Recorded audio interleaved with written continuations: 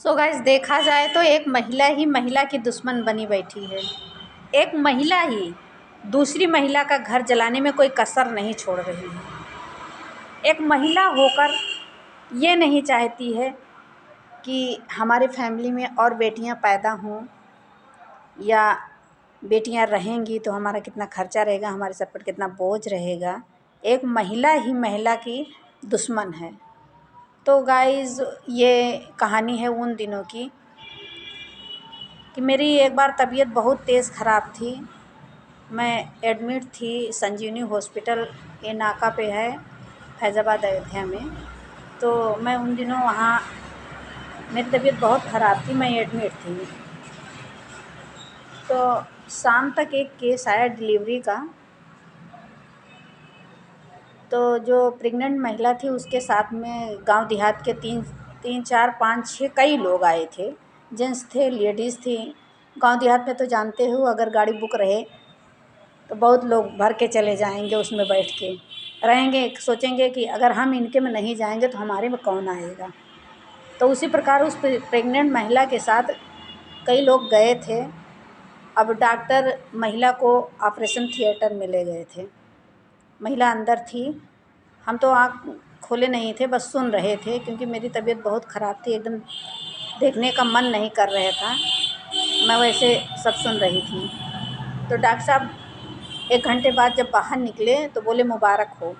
तो उसमें से एक महिला बोली, बहनी मुबारक हो का मतलब हमें लागत बेटवा भवा बाटे। तो एक महिला और कहा था कि अरे पहले सुन तो लियो बिटिया भवा बेटवा, कहीं नाही बहनी घरे संदेशा पहुँचाओ, मुबारक हो कही दीन तो एक मतलब बेटवा भवा बाटे, बेटवा बाय जनती हूँ ना बहनी, मुबारक हो डॉक्टर कह दीन तो बेटवा भवा बाटे। घरे फ़ोन करके बतावे लागिन कि डॉक्टर कहीने कि मुबारक हो तो लड़का भवा बाय। तो थोड़ी देर बाद जब महिला को बाहर ऑपरेशन थिएटर से बाहर निकाला गया तो उसकी जो सास थी बच्चे को गोद में ली तो देखी लड़की हुई है। अब तो महिला एकदम तिलमिला उठी, क्योंकि उसकी बहू की ऑलरेडी 3 लड़कियां पहले से थी, ये चौथी बच्ची थी। अब क्या करती वो महिला। तो और जो साथ में आए थे कुछ बंदे, तो रात हो गई थी, लगभग 11-12 बज गया था। बंदे कुछ वापस चले गए गांव, जिस गाड़ी में आए थे उसी गाड़ी में वापस चले गए। और महिला को एडमिट कर लिया गया था, नॉर्मल डिलीवरी थी। 2 दिन बाद उसको वहाँ से निकाला जाता। तो महिला को बेड पे लिटाया गया और बच्ची को सास लिए बैठी थी। अब यही कोई रात के 12-12 बजे थे।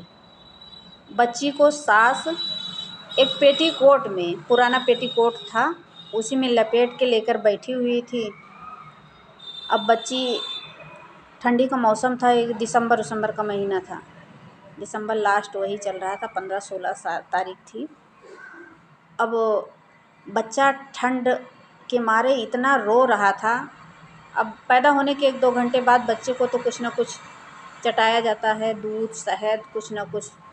और बच्चे को ऊपर से ठंड लग रही थी, इतना रो रहा था, इतना रो रहा था, रोते रोते रोते रोते लगभग 2 बज गया। अब सारे उसमें जो पेशेंट थे एकदम परेशान थे, तो बच्चा इतना रो क्यों रहा है। और फिर जब हमको नहीं एकदम बर्दाश्त नहीं हुआ तो हम उठ के एकदम धीरे धीरे से उठ के उस महिला के चारपाई तक गए, जहाँ बेड था उसका, हमारे बेड से 2-3 बेड छोड़ के था। तो वहाँ पर हम गए, बोले माँ जी। मैं उस महिला के बेड तक गई धीरे धीरे, फिर पूछी, माँ जी ये बच्ची रो क्यों रही है, आप इसको सही से दूसरे में लपेटिए, इसका पैर, आधा उसका पैर खुला था, उसको भूख लगी होगी, कुछ पिला दीजिए। तो बोली हाँ और तो भूखा गई पैदा होता है। हम कहे चुपचाप से इसको पिलाओ दूध और अच्छे से कपड़े में लपेट के इसको माँ के पास लेटाओ। हमसे बर्दाश्त नहीं हो रहा था, क्योंकि वो एक बच्ची थी। सास ये नहीं चाहती थी कि ये बच्ची ज़िंदा रहे, हमको तुरंत आभास हो गया।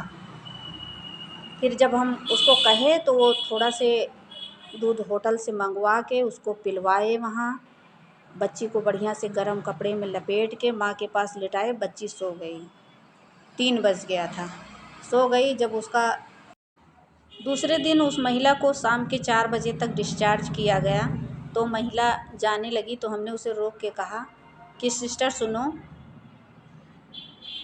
आपको बेटी हुई है इसलिए आप लोग को बहुत दुख है, कितनी बेटियां हैं आपके पास? तो बोली हमारे पास 3 बेटी और है, चौथी ये हो गई है।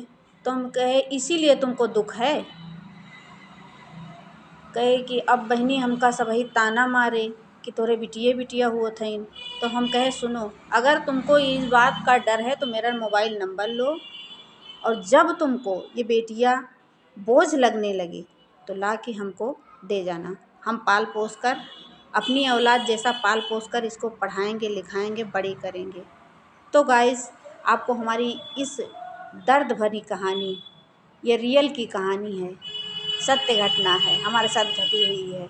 तो प्लीज़ अगर आपको अच्छी लगी हो तो आप बेटियों का सम्मान करें, उन्हें पढ़ाएं लिखाएं, उनसे ऊबे मत।